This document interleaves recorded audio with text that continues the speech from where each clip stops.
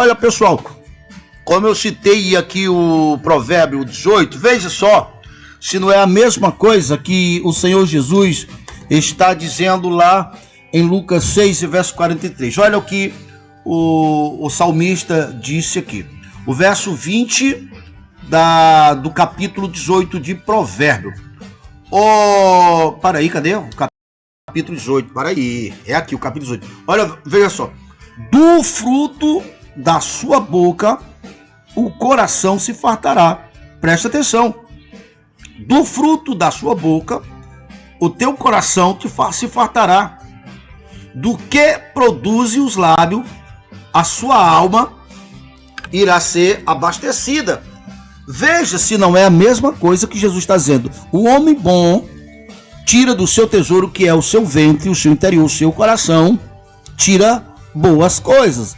Assim como uma árvore boa não pode produzir má fruto, e nem uma árvore ruim pode produzir bons frutos, assim os resultados das nossas vidas, que são o nosso fruto, pelo fruto se conhece a árvore, se define. Agora aqui, nós precisamos entender que Jesus não está falando de uma intenção no coração. Porque existem pessoas que elas têm intenção de ser pessoas boas, são até pessoas corretas, são até pessoas honestas, mas lembra, nós somos seres espirituais e são esse ser espiritual falado por um humano que cria. Então, mesmo nós sendo pessoas honestas e corretas, mas se não entender o poder das palavras, o poder da confissão, por causa do meio que nós fomos criados, por causa de se acostumar com a falta, com a doença, com as mazelas, porque nós somos produto do meio, isso é óbvio.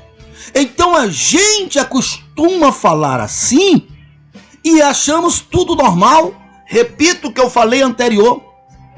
Observe que não tem nenhum ditado popular. Por exemplo, ontem eu fui correr. Corro todas as tardes. E tinha umas crianças brincando, jogando bola. E eu me dirigia, eu sempre gosto de brincar com as crianças.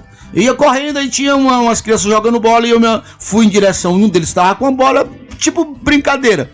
E aí eu fiz um movimento brusco, eu senti o meu joelho, aquela dor, aquela visgada no meu joelho esquerdo. Eu senti aquela dor, mas eu corri, fiz a minha correada. Quando eu cheguei em casa, que eu sentei, que parei um pouco, que fui me levantar para tomar banho, eu senti o joelho doendo, né? E aí eu lembrei de algumas brincadeiras, eu lembrei de uma tipo uma piada craque no plástico. Meu pai sempre falava a respeito de um camarada que foi no médico, e aí ele disse: doutor, tô com um problema aqui no joelho.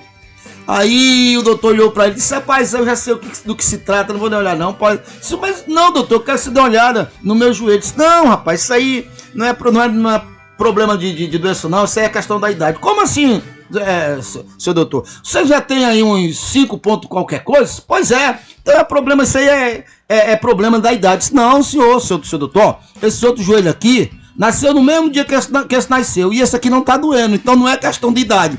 Porque eu tô sendo da mesma idade, só não tá doendo. Não é assim não. E eu lembro disso, dessas coisas boas. E eu digo, ei, seu joelho, falando com o meu joelho, né? Ó, seu irmão tá bonzinho. E você foi feito bonzinho. E você tem um dono da vida passando lá por dentro de você. Então, eu quero você bom, porque eu sou o seu dono. E eu quero você bom. Então, se tinha alguma parte aí que deu alguma coisa estragada, conserte agora. Quer dizer, isso não é normal. Estou falando isso para mostrar que isso não é normal no vocabulário das pessoas. As pessoas não têm nenhuma dor. Aí disse: rapaz, mas já vi, rapaz, meu rim está me matando, minha coluna está me matando. Até na hora de comer, rapaz, eu estou morrendo de vontade de comer. Eu estou morrendo de vontade de fazer. Até às vezes é uma coisa boa, mas primeiro falo morrer.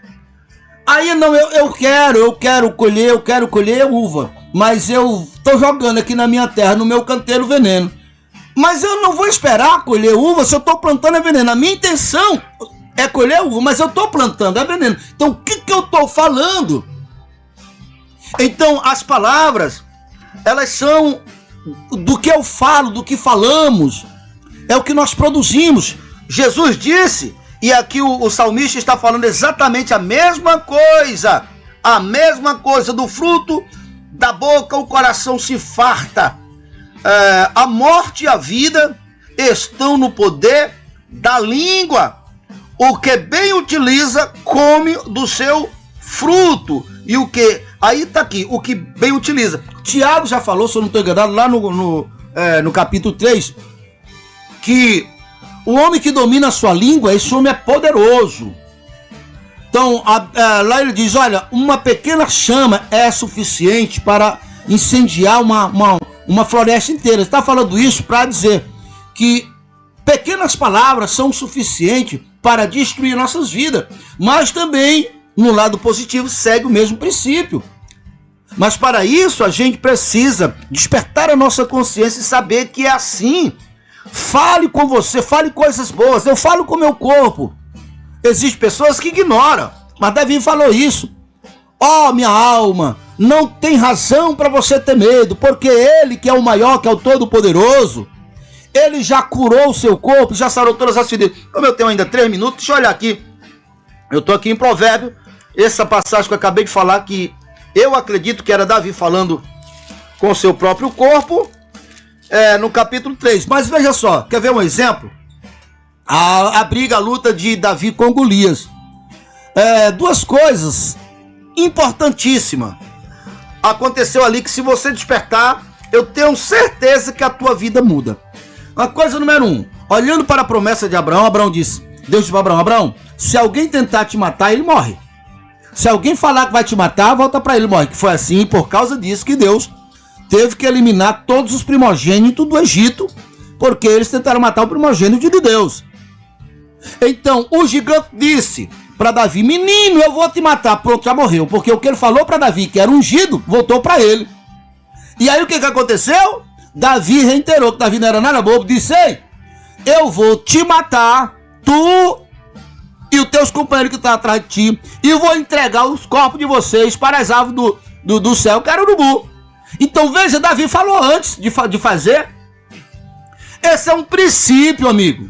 Olha, se você subir para cima de um prédio e soltar uma pedrinha de 100 gramas, um prédio de 50 metros de altura, você tem certeza que se soltar aquela pedrinha só vai parar no chão, porque ela está sujeita à lei da gravidade. Se você soltar 1 milhão de vezes a pedra, é 1 milhão de vezes que ela só desce, ela nunca sobe. Porque estamos falando de leis. Pois é, a lei das leis são as leis do poder da palavra, porque tudo foram feitos pelas palavras. No princípio era a palavra, e a palavra estava com Deus, e a palavra era Deus, e todas as coisas foram feitas dessa forma, inclusive o próprio Jesus está lá em João 1. E o verbo se fez carne e habitou conosco, e as palavras são a luz dos homens. Então a solução da tua vida está no entendimento do poder das palavras. Estamos chegando ao final do nosso programa. Agradeço a cada um de vocês que estiveram conosco durante a semana. Se o Senhor nos permitir, eu acredito que Ele vai nos permitir. Caso contrário, é só se Ele voltar antes, né? Eu acredito que eu não vou passar por aqui não, porque agora eu estou no primeiro tempo, terminando o primeiro tempo da minha jornada, Cleiton Paixão. Então segunda-feira nós nos encontramos aqui. Então obrigadão a cada um de vocês, e muito obrigado pela sua sintonia, e pela próxima, e tchau para cada um de vocês. Tchau, craque da Sinoplastia. Tchau, povo.